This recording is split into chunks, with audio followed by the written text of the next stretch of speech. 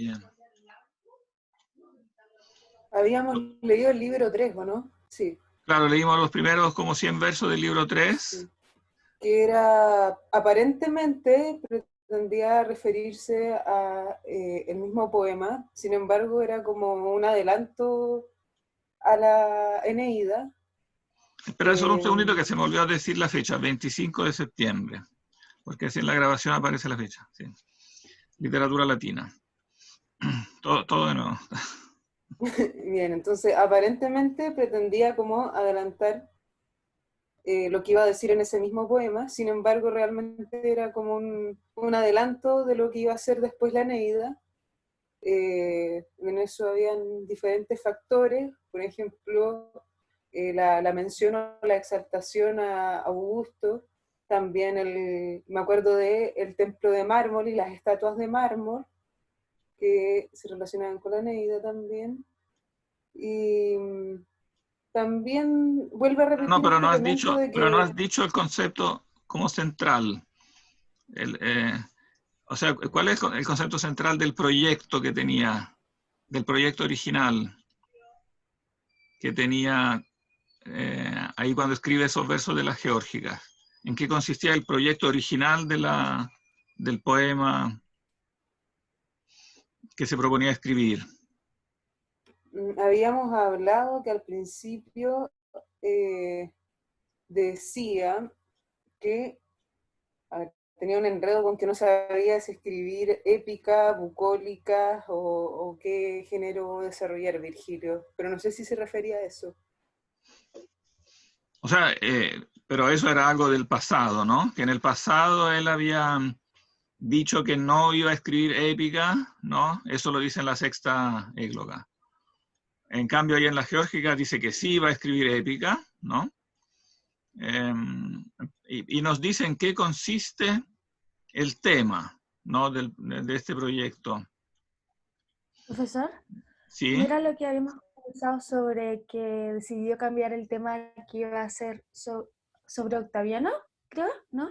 Claro, que Porque propiamente el era un tema protagonista, muy el tema. poco, claro, era muy poco universal, era muy como mucha propaganda, digamos, patriota, por así decirlo, entonces decidió hacer algo que pudiera como impactar a un nivel más global, por así decirlo, No, algo no, más. no diría propaganda patriótica, sino propaganda demasiado personalizada, demasiado personal y Claro. demasiado de parte, o sea, centrada en un personaje y en un partido, en el fondo, ¿no? O sea, el partido que gana en ese momento. Eso mismo. Eso me Entonces, acordaba un poquito. claro, sí, patriótico, sí, en cambio quedará muy patriótico, eso se mantendrá, ¿no? Pero estará centrado, en cambio, en un personaje del mito antiguo, pero que es tomado como personaje histórico, o sea, que es tomado como efectivamente como progenitor, ¿no? de la casa imperial, ¿no? Imperial, digo siempre, no tendría que decirlo, Andrés, porque eso de imperial es un adjetivo que le ponemos los modernos. Ellos hablaban del princeps, el príncipe, ¿no? Que no significa, que tampoco significa príncipe, también es una palabra que ha cambiado significado, porque para nosotros príncipe es sinónimo de monarca, pero justamente Octaviano no es un monarca, ¿no? sino alguien que restaura la res pública, al menos formalmente, ¿no? Pero las formas son importantes, que se mantengan esas formas republicanas, aun cuando hay un poder personal, como personalizado, o sea, es importante la persona del príncipe, ¿no? Pero aún así se mantienen elementos importantes del régimen republicano. Y entonces, claro, el poema cambia de enfoque, ¿no? Él cambia de enfoque en un momento dado, entre los años, claro, podemos pensar que cambió de idea como en torno al año 30, porque cuando escribe esos versos de las geórgicas estamos muy poco después de la batalla de Accio, que es el 31, entre el 30 y el 29, cuando empieza a escribir la Eneida, ahí cambió de idea, ¿no? Y entonces se enfocó en este príncipe troyano, que tenía ya una tradición, ¿no? No es una cosa que inventa él, tiene que estudiar, tiene que ir a estudiar, digamos, las tradiciones que dicen los escritores, anteriores a él, sobre esta leyenda troyana, de cómo hubo troyanos que llegaron a Italia. Eneas no es el único, hay otros, ¿no? Pero Eneas es el que llega en el Lacio. Y entonces fue a estudiar toda esa leyenda y ahí entonces todo se centra en este personaje, Eneas, ¿no? Y bueno, gira todo el poema entonces en torno digamos, voy a sintetizar la trama fundamental, se gira en torno al momento, parte en el momento en que Eneas huye de Troya. El poema no parte así, yo digo, sintetizo ahora la historia, ¿no? Porque después él la organiza con una economía un poco diferente. Pero la historia parte en el momento en que Troya es destruida, y Eneas, después de haber luchado, haber participado en la última batalla por Troya, a último momento los dioses le indican que ya no es el momento de luchar, es el momento de partir. Ya no se puede hacer nada por Troya, lo que él tiene que hacer es irse, y entonces se embarca con un grupo numeroso. O sea, hay un grupo numeroso de troyanos que lo siguen, que escapan a último minuto, logran salvarse de la captura, se embarcan con él, y él entonces empieza un largo viaje tratando de saber a dónde va. Y ahí hay una serie de profecías que se le presentan, signos divinos, etcétera, que lo van orientando para que sepa dónde tiene que llegar, ¿no? Bueno, en esta primera parte se puede decir que Virgilio está imitando, está tomando como modelo y como también término de comparación, como para compite con Homero en cuanto a la Odisea, ¿no? Porque la Odisea es un viaje por mar, entonces todo este viaje tiene una, llamémosla, imitación, ¿no? Una reedición, una reelaboración en competencia con la Odisea. Bueno, entre medio está el episodio de Dido. Él desembarca en África y ahí se enamora de Dido. Ahí se puede decir que también Virgilio estaría compitiendo con la tragedia, porque lo que ocurre en el libro cuarto es una tragedia basada en lo que le pasa a Dido.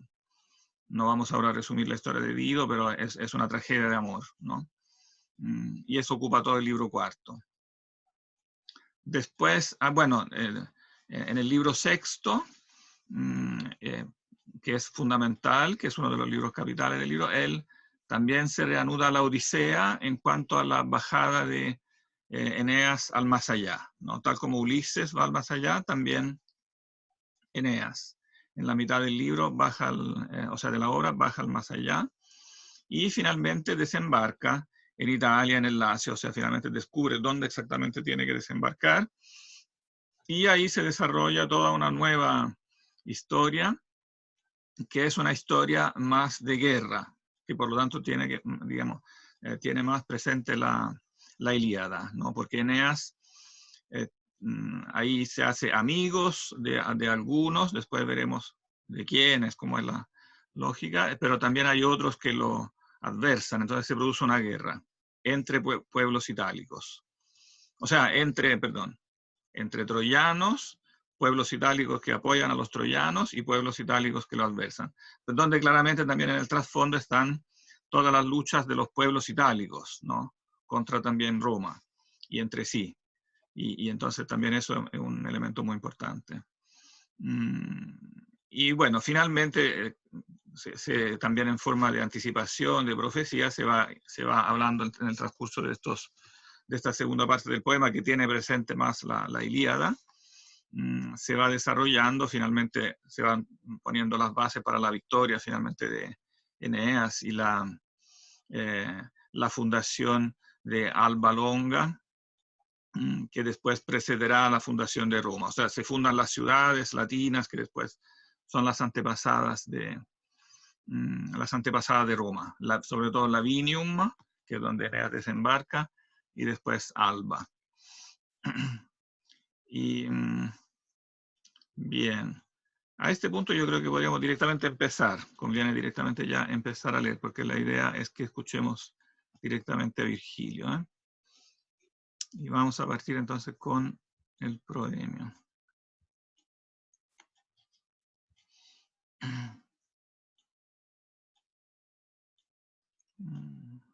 Los primeros versos podríamos leerlo en castellano. Después vamos a ver por qué. Estos que están entre paréntesis, que yo digo primeros, pero en realidad están entre paréntesis. Vamos a explicar por qué. ¿Quién quiere leer estos primeros versos? Yo puedo ir. Bien. Yo que en la tenue flauta campesina toqué de joven y al dejar mis sotos hice que el campo obedeciese dócil al ávido labriego con que supe ganar su amor de Marte hoy las erguidas. Bueno, y erguidas después va con armas, hoy las erguidas armas, canto y alero, etcétera, ¿no? Ahora estos versos están entre paréntesis. Aquí el paréntesis no es tan exacto porque debería ser como un corchete. Como ven, en el texto latino están numerados, no son parte como del número, son 1A, 1B, 1C, 1D, y después arma, virumque, cano, es de nuevo número 1. O sea que verdaderamente el primer verso del poema es este, arma, virumque, cano, troyequi, primus aboris. Y los primeros 4 versos en realidad son falsos, o sea, son un falso, no son auténticos, no abrían realmente el poema originalmente. Independientemente si eventualmente pudiera alguien sostener que los escribió Virgilio,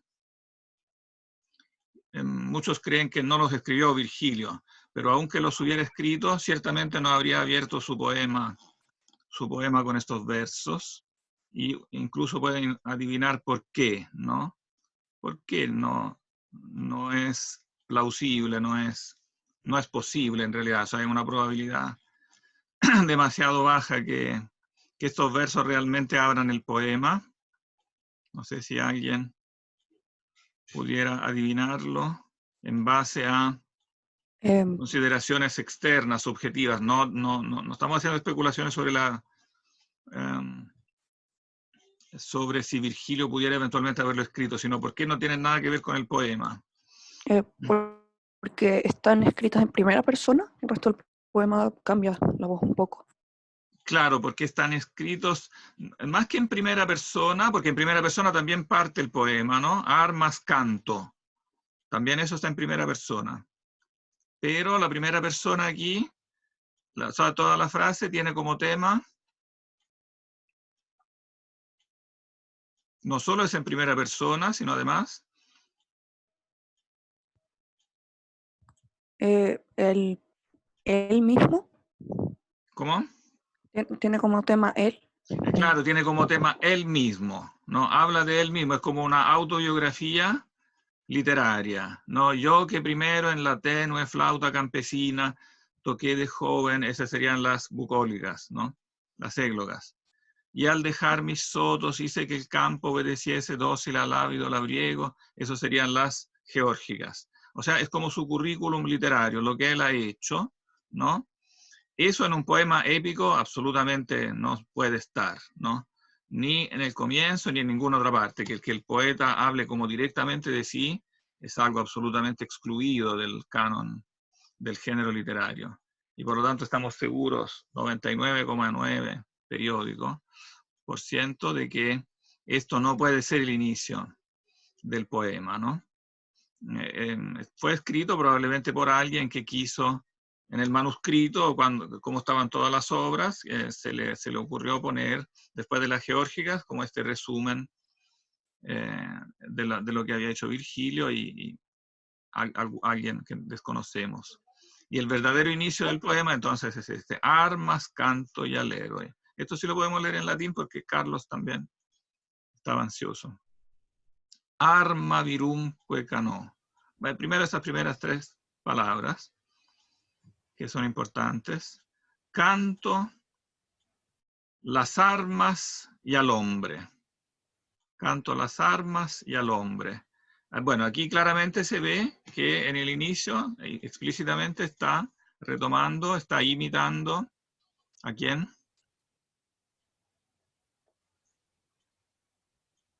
Profesor, tengo una pregunta.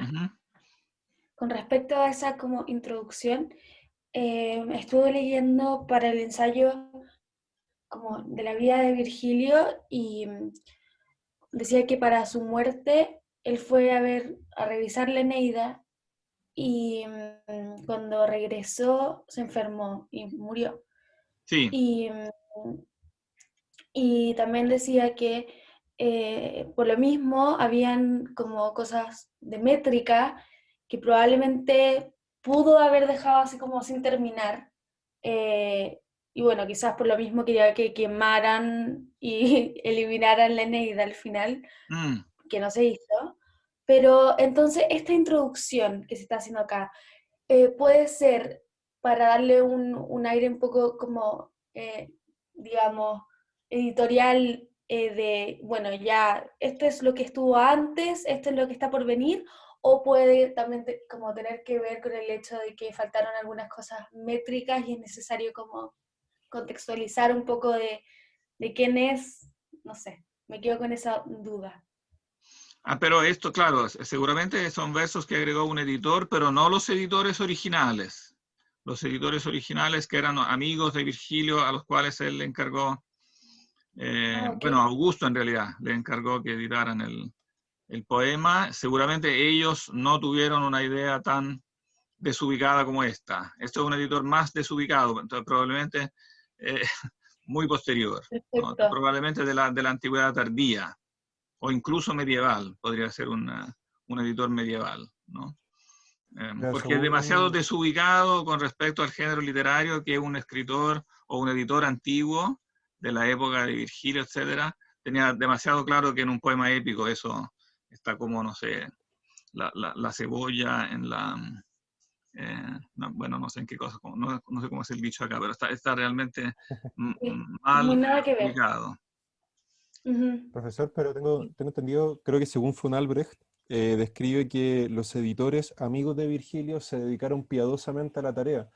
Eso deja ver que respetaron mucho la métrica, o sea, cuidaron mucho de no cambiarle el estilo, de no agregarle cosas personales. Fue así, ¿no? Sí, claro, sí, y de hecho la confirmación de eso la tenemos porque hay versos que han quedado en la mitad, ¿no? Por ejemplo, hay una cantidad de versos, no sé cuántos son exactamente, pero yo creo que hay por lo menos unos 20 versos que han quedado en la mitad, que podrían ellos quizás haberlos completado, ¿no? Si hubieran querido intervenir. Pero en cambio es evidente que no quisieron intervenir. Entonces lo que hicieron Ya. ellos básicamente fue corregir errores materiales, lo que nosotros llamamos errores de tipeo, ¿no? Errores como de transcripción de una palabra, cuando es evidente que le falta una letra, etcétera, ¿no? Pero no intervinieron en el texto. O Profesor, si intervinieron, las intervenciones son muy, muy menores, ¿no? ¿no debería partir ahora con la invocación a la musa? Con, no sé, Don Homero canta, oh diosa, la ira del Pelias. Claro, eso falta aquí, es cierto, pero después está, Ah, dime o musa, ¿no? Claro, lo atrasa un poquito, pero está, musa, mi, causas, mémora, ¿no? Pero aquí al comienzo él deja de manifiesto que quiere retomar directamente a Homero, ¿no? Canto, bueno, las armas y al hombre. El hombre es la palabra con la que empieza la Odisea. Andra, en griego sería el varón, ¿no? Andra moi ennepe musa. Las armas es un poquito cambiado porque la Ilíada parte con la ira, ¿no? Con la ira, pero deja de manifiesto que va a ser un tema bélico. Y entonces desde el comienzo él quiere mostrar que está, claro, entrando en competencia con Homero, ¿no? Y las dos cosas, y que está entrando en competencia no solo con la Ilíada, sino que además con la Odisea, con ambos poemas. Bueno, y que lo está haciendo en forma más sintética. Aquí, si bien él sintetiza, o sea, si bien compite con la Ilíada y la Odisea, lo hace en forma más sintética, porque Ilíada y Odisea tienen ambas, cada una, 24 libros. Serían 48 en total, ¿no? Pero la Eneida tiene solamente 12. O sea, tiene la mitad del número de libros que tienen y un cuarto del conjunto de los poemas homéricos, de manera que todo es más breve. Aún cuando él quiere entrar en el género literario homérico, épico, no olvida del todo la lección de los poetas helenísticos que decían que había que ser cortos, de manera que Virgilio es mucho más corto que Homero.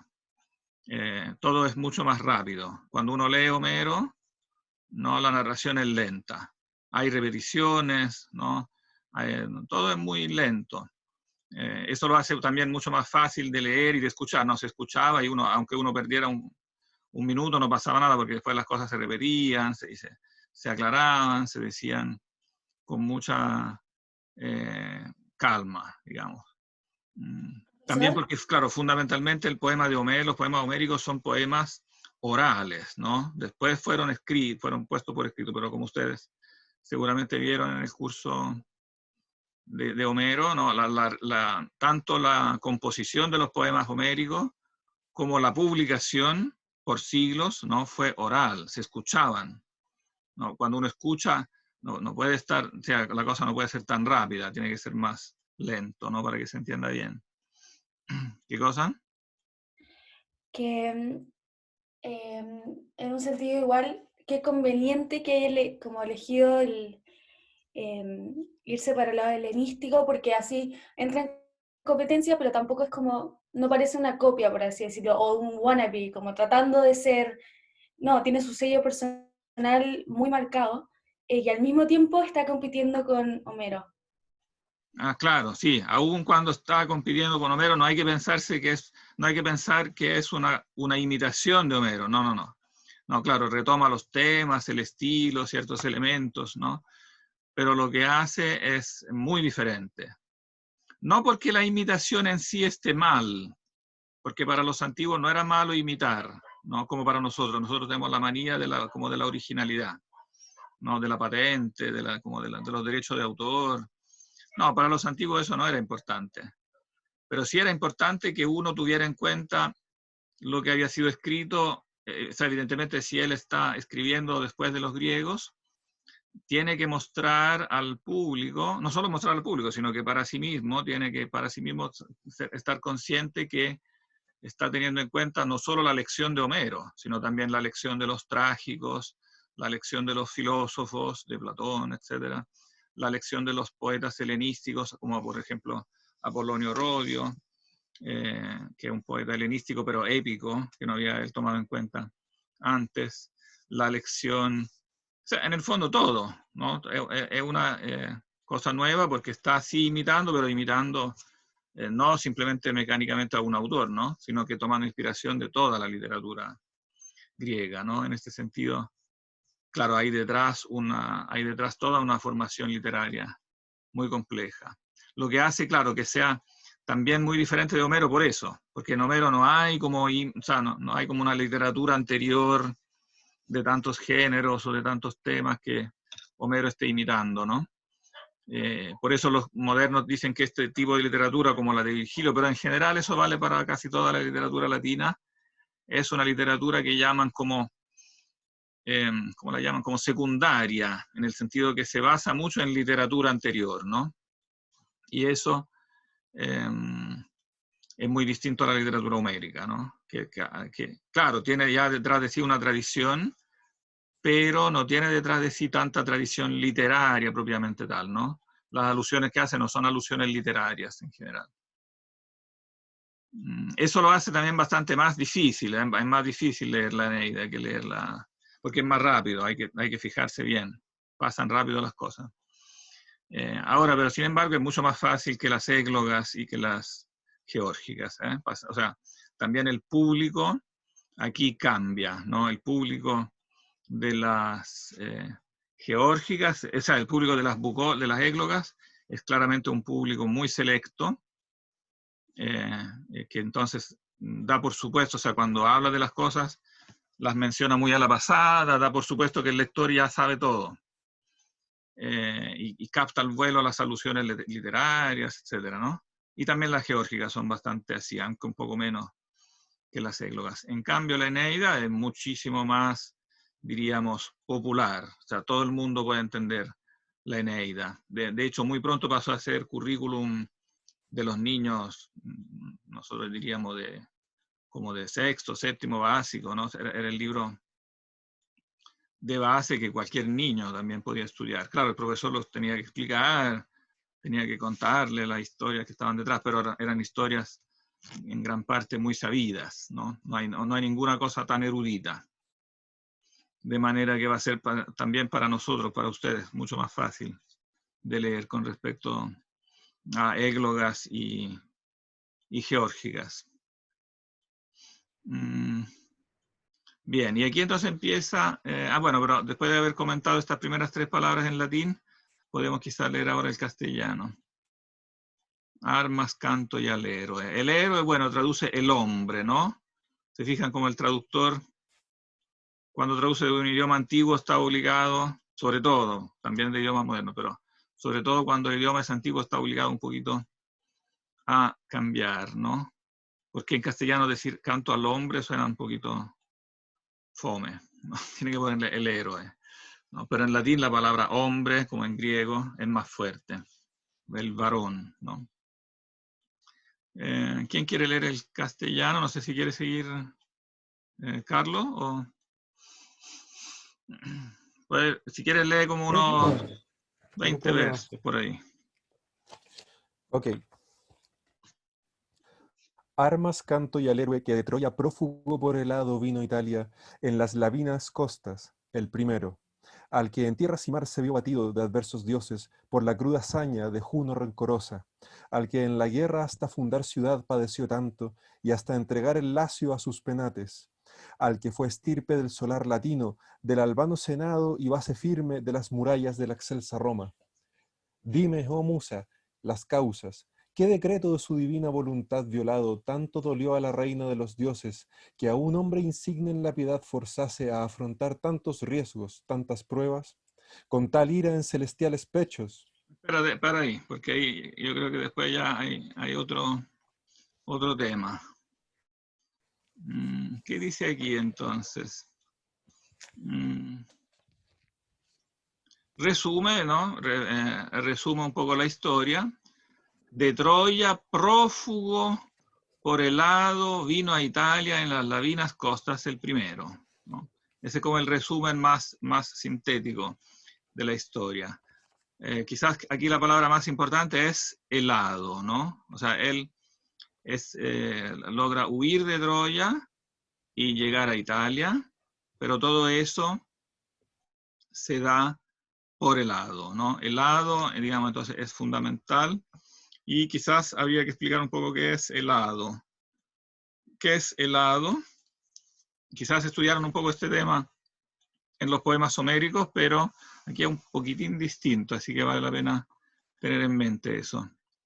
¿Qué es el hado en los poemas homéricos? Que ¿No era el destino? seguramente es un tema que vieron, ¿no? ¿El ¿Sí? destino? El destino, ¿sí? ¿Qué características tiene este destino en Homero? Que el héroe no puede escaparlo. Y solo los héroes tienen un destino porque son más importantes.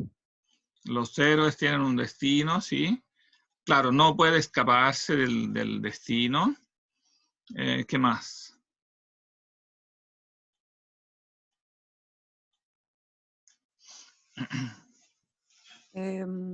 Se lo ponían desde antes de nacer. De antes de nacer, sí, sí. Y eso es lo que me acuerdo.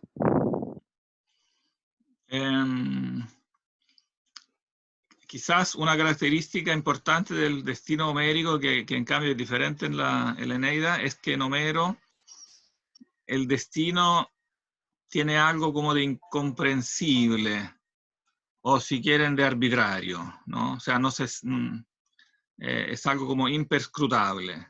El destino, o sea, eso está escrito, pero pareciera que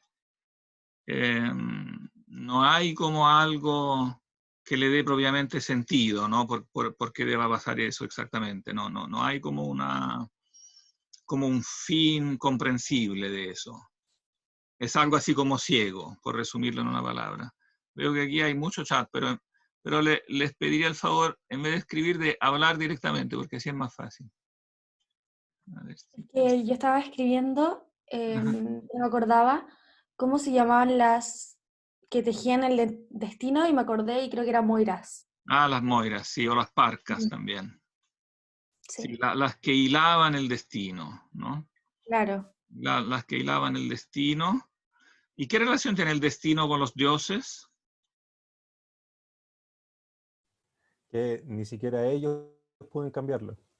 Claro, incluso el lado del destino es superior a los dioses, ¿no? O sea, el propio Zeus, en el fondo, está sometido al destino, ¿no?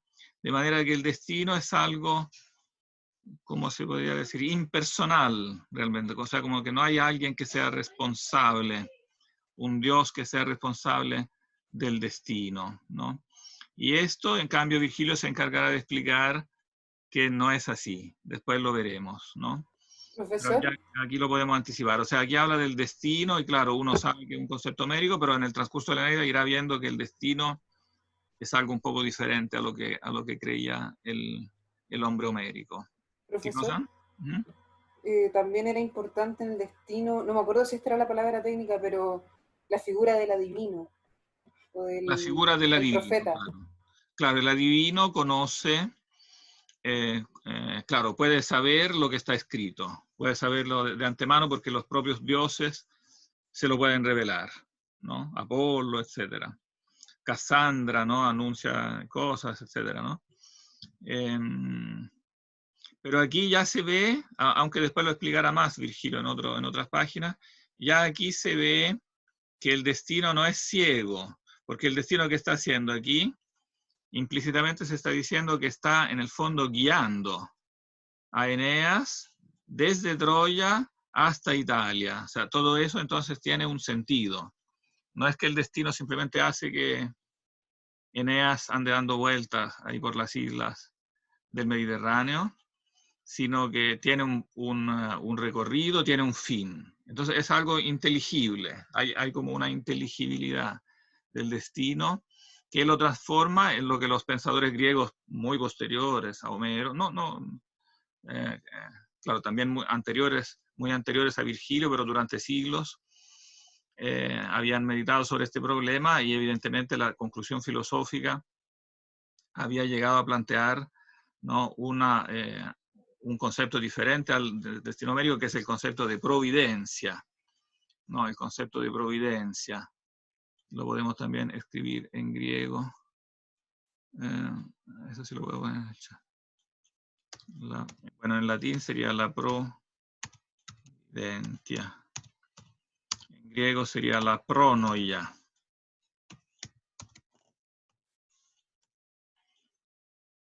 ¿Cómo sería la previsión? ¿No? La previsión, que hace que entonces el destino sea algo inteligible. La pronoia viene de nous, la palabra griega nous, que significa inteligencia. O sea, es una inteligencia previa, ¿no? La presciencia, ¿no? Entonces, de un Dios que tiene inteligencia. Entonces, que se personaliza, ya no es un destino ciego, sino que es la inteligencia, ¿no? Divina el que lo prevé y lo provee, o sea, lo organiza, ¿no? Lo organiza y evidentemente en esa organización también entra en juego de forma más visible, más fuerte, también la relación con el libre albedrío humano, ¿no? En el destino antiguo, digamos, arcaico, homérico, hay una tensión fuerte en que se puede decir que cualquier cosa que haga, no, la persona, su libre albedrío, no es al fin y al cabo tan relevante, porque el destino ya lo tiene todo previsto, ¿no? Pero aquí hay un esfuerzo mucho más grande, que es propio de la filosofía griega, que Virgilio conoce, mostrar que el libre albedrío sí tiene, no, o sea, es tomado en cuenta en la providencia. La providencia de alguna manera como lo orienta. Y Eneas no es simplemente que es llevado como un títere de Troya hasta Italia, sino que en este viaje los dioses, los oráculos, etcétera, pero lo llaman a tomar opciones, es la opción. ¿no? La opción de Eneas. No es simplemente que es llevado por el destino, así como un objeto, ¿no? Sino que su opción es fundamental, ¿no? Eso después se irá bien, es como un motivo como que va bailando a lo largo de todo el poema. Bueno, hay sí, como en Homero, una como oposición entre dioses, ¿no? Por ejemplo, está en este caso Juno, que está enojada, y entonces Juno, que es la esposa de Zeus, ¿no? Bueno, podemos anticipar ya ahora que Zeus pasa a ser el titular de la providencia. O sea, él se presenta como la divinidad, ya no sometida al destino, como en Homero, sino que es el que piensa, ¿no? Es el que establece, por lo tanto, el que hace el destino, ¿no? Corresponde un poco al nous, a la inteligencia divina que decide. Las corrientes filosóficas que habían sobre todo profundizado este problema eran sobre todo el platonismo y después el estoicismo. El platonismo tiene la idea ya de Dios, el demiurgo, ¿no? Que crea y después organiza el universo. Y los estoicos, bueno, no vamos a entrar en la diferencia entre estoicismo y platonismo, pero aquí basta decir que sí los estoicos retomaron fuertemente este tema y lo popularizaron, lo vulgarizaron, porque la filosofía platónica era una filosofía más difícil, más técnica, por lo tanto de pocos, pero el estoicismo era más divulgativo. Por lo tanto, este tema de la providencia fueron sobre todo los estoicos, los que lo divulgaron en época helenística, en contraste con los epicúreos, ¿no? Que en cambio negaban la providencia. Aquí se ve que claramente Virgilio ha dejado de lado cualquier aspecto del epicureísmo que contraste con esta idea, ¿no? de la providencia, de que los dioses, claro, puede todavía que se representen literariamente como peleando entre sí, pero finalmente hay verdaderamente un dios que es más dios que los otros, que organiza el plan de la providencia. Y al final, Juno, también este es un tema de todo el poema, lo que le pasa a Juno, finalmente con altos y bajos, peleas, etcétera, etcétera, engaños, enredos que hace con otras diosas como Venus, etcétera, finalmente Juno tendrá que rendirse, tendrá que declararse derrotada y finalmente apoyar, o sea, finalmente alinearse prácticamente con el diseño de su esposo Zeus y incluso terminará apoyando a los romanos, a los troyanos, digo, y eso claramente quiere decir que también, o sea, pone las bases para saber por qué también Juno es tan importante para los romanos, digamos, una diosa que al final es protectora de los romanos, después de haber hecho la guerra. De manera que también el mundo divino, como se va ordenando en este plan de la providencia. Y bueno, y aquí muestra más concretamente qué es lo que va a hacer, ¿no? Eneas, al que en la guerra, hasta fundar ciudad, padeció tanto, ¿no? Tiene, bueno, el padecer, evidentemente es importante, ¿no? Tanto como en los poemas homéricos, pero este padecer tiene un fin bien concreto, ¿no? O sea, este padecer tiene como fin, es lo que le permite a Eneas fundar una ciudad, no Roma directamente, eso es Lavinium y después Alba, etc. El albano senado, no la ciudad de Alba, entonces la ciudad que es antepasada de Roma, Alba llamada Longa, Alba la longa, la larga sería. Al que fue estirpe del solar latino, del albano senado, y base firme de las murallas de la excelsa Roma, ¿no? O sea, las murallas aquí son una manera para indicar la ciudad, ¿no? La potencia militar de la ciudad. Todo eso será la base, entonces, de la futura Roma. Y Roma, como lo decíamos también la otra vez, es verdaderamente, se puede decir, un poco la protagonista que está en el trasfondo, ¿no? Del poema. Roma y el hombre romano, digamos, aún más que Augusto, en particular la figura de Augusto, es más bien una exaltación de Roma y de sus valores, ¿no?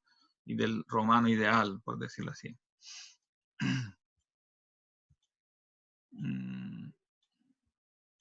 Oh, esta mención del Senado es importante. Es un todos los detalles aquí son bien pensados. El albano Senado, ¿por qué es importante? Albani patres. Genus unde latinum. Bueno, primero, perdón, hay otro detalle importante que me salté. Los penates. ¿Quiénes son los penates? En latín también, penates. No, en latín dice deos. ¿Eh? Aquí el traductor interpreta, porque después habla de penates. Los penates son unos dioses en particular, son los dioses del hogar, o sea, los antepasados, que son importantísimos en la religión romana antigua, y que él entonces trae de Troya. O sea, son los penates del hogar, pero del hogar de la ciudad, ¿no? De la ciudad de Troya, que hacen todo este viaje con Eneas hasta llegar a Alba, ¿no? Y después a Roma. Entonces el viaje de Eneas también es un viaje de los dioses, digamos, antepasados, que después se van a integrar con los dioses, digamos, itálicos, pero es un traslado de los, digamos, entonces, de los dioses patrios. Profesor, Que es importantísimo en la religión antigua, ¿sí? ¿los penates son lo mismo que los daimones?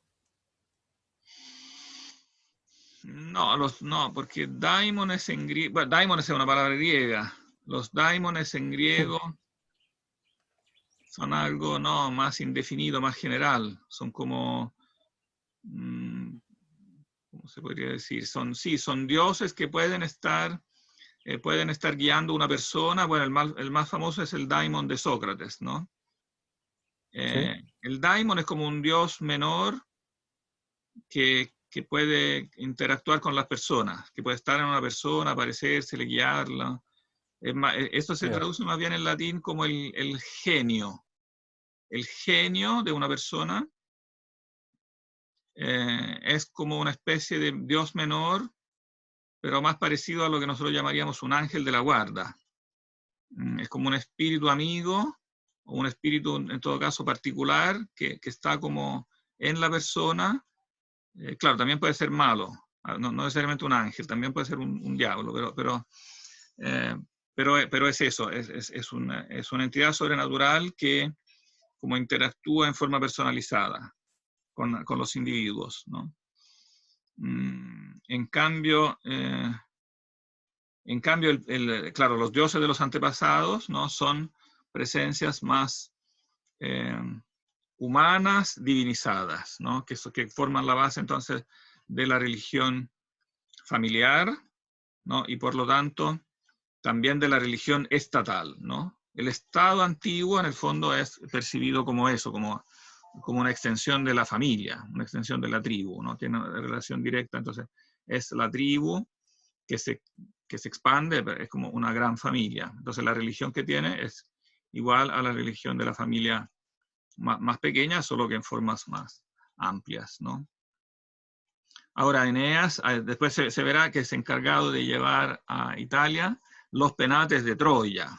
No los penates solamente como de su propia casa, ¿no? Sino que los penates de Troya, los que están en los dioses, que están en el sagrario nacional, digamos, de la ciudad de Troya.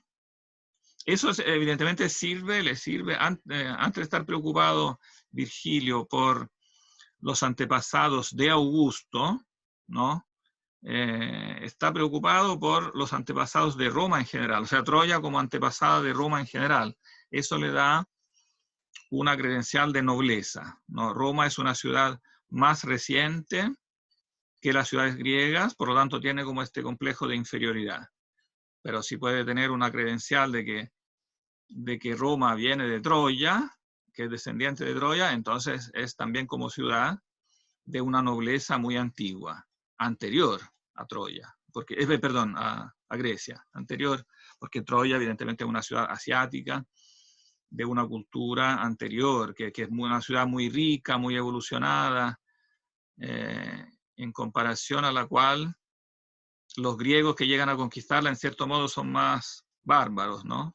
Son más fuertes, si uno quiere, en la guerra, pero no tienen ese grado como de organización como urbana que tiene Troya. De manera que Troya es una ciudad, se puede decir, más antigua, ¿no? Y más, por lo tanto, noble, que puede darle a Roma una patente de nobleza y de antigüedad, mayor que las ciudades griegas, más antigua que las ciudades griegas. Bien, voy a tener que hacer ahora un pequeño break, porque así también ustedes aprovechan de descansar. Y nos veríamos en unos 15 minutos. Vamos a dejarlo aquí. Ahí vamos a partir de nuevo con la musa. Bien. Nos vemos entonces en un ratito. Voy a lanzar otra reunión porque así, mientras tanto empieza a convertir esta.